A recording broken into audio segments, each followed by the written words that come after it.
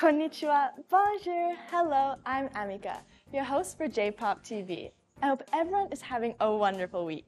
Today we are back with Greg, and we are here to learn more about the cultural roots that make him him. So I heard you're a fourth generation Japanese Canadian. What are some family stories that you might have behind that?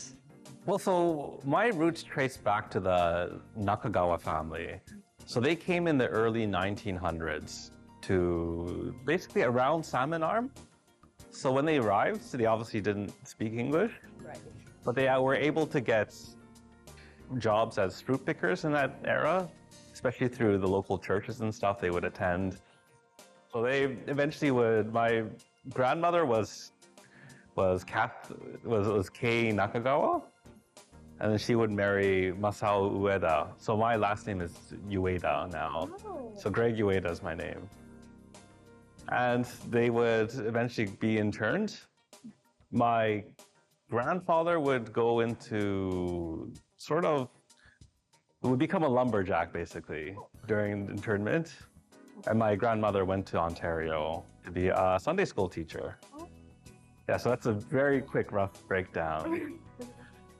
Yeah, so after that, they came back to Vancouver. They owned a barber shop and eventually managed to support my dad and his two brothers.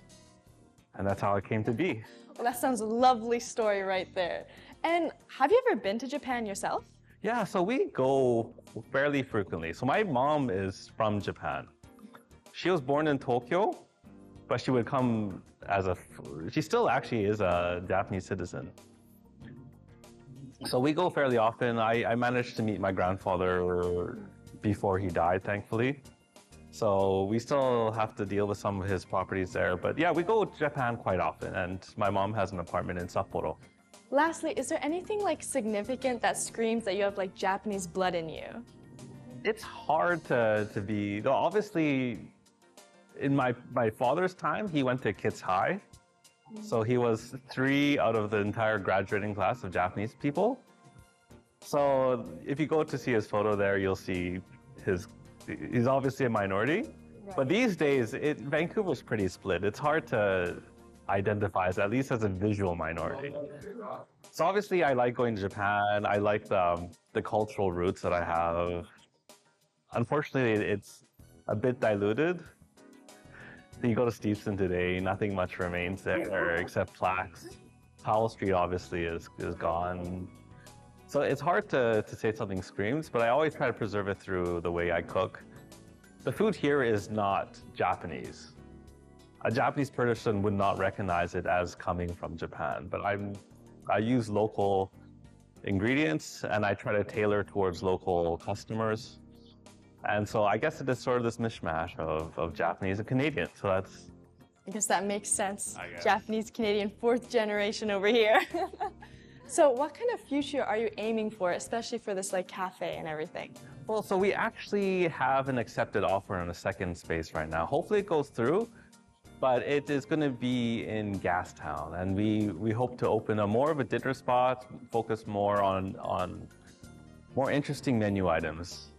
Something beyond a cafe, and I really want to introduce a mixture of yoshoku Japanese cuisine, along with more Western techniques. That's where we want to grow. That's so exciting. So it's kind of like a mixture again of Japanese and Canadian. Wow. Wow, good for you guys getting accepted. Wow.